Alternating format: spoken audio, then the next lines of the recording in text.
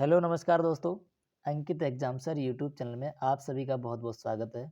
आज मैं आप सभी लोगों के लिए हिंदी का जो मोस्ट प्रश्न है जो बार बार आते रहते हैं, यदि आपका भी एसएससी जीडी यूपी पुलिस लेखपाल या फिर दिल्ली पुलिस अदर कोई एग्ज़ाम हो जिसमें हिंदी पूछी जा रही हो तो ये वीडियो आपके लिए है।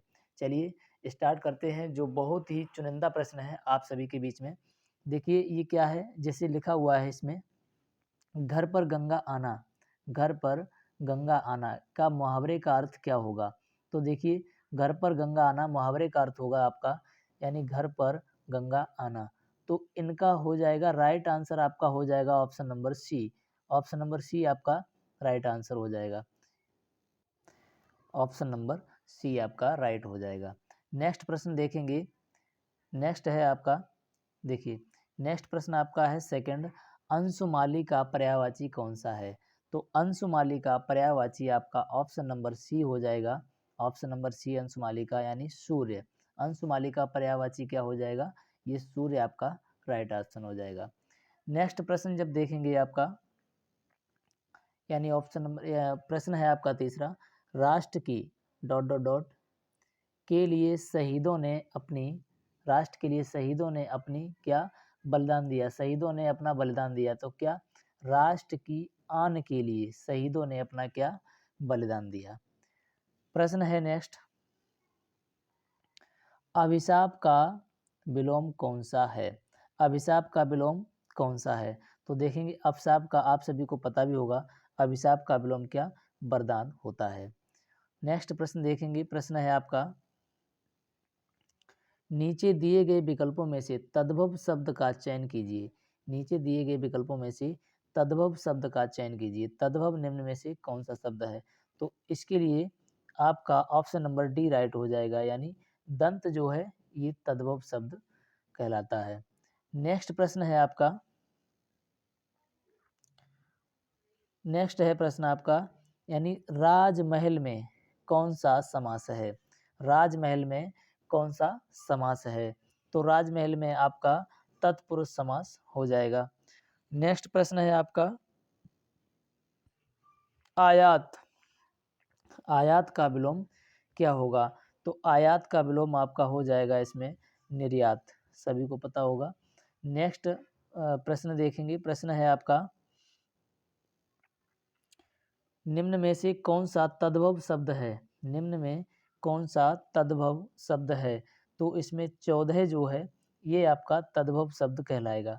क्या है, ये 14 जो है तद्भव शब्द होता है। प्रश्न है नेक्स्ट आपका, निम्न में कौन सा तद्भव है। तो ये 14 आपको पता है, ये आपका डबल रिपीट क्वेश्चन हो गया है। और प्रश्न देखेंगे यहाँ से, भारत के सॉरी, देखिए वाक्यांश में रेखांकित वाक्य वर्तनी के चार चार विकल्प दिए गए हैं, जिनमें से एक विकल्प सही है। इनमें से कौन सा विकल्प, यानी देखिए चारों ओर उज्ज्वल। अब देखिए उज्ज्वल जो लिखा हुआ है उज्ज्वल, मुझे इनमें से उज्ज्वल छांटना है, कौन सा उज्ज्वल सही लिखा हुआ है। तो इनमें ऑप्शन नंबर बी आपका राइट हो जाएगा।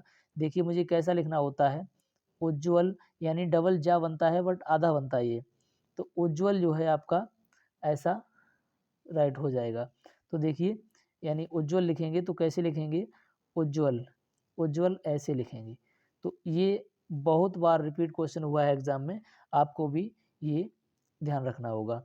नेक्स्ट प्रश्न है आपका, हमें नियमों का उल्लंघन नहीं करना चाहिए।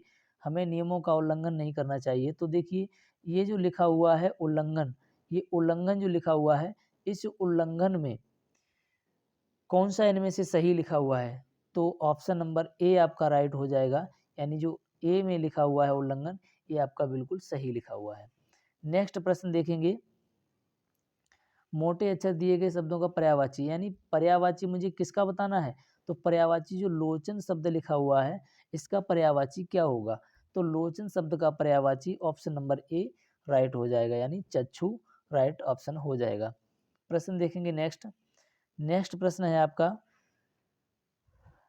इसमें देखेंगे वाक्यांशों के लिए एक शब्द चयन किया है, मतलब जो आपका इतनी सी बड़ी लाइन दी गई है इसके लिए आपको एक शब्द इनमें से क्या होगा, यानी रवि ईश्वर को न मानने वाला मनुष्य, यानी ईश्वर को जो मनुष्य नहीं मानता है उसको हम क्या बोलते हैं, उसको बोलते हैं नास्तिक, और जो ईश्वर को मानता है उसको बोलते हैं आस्तिक। ये भी ध्यान रखना।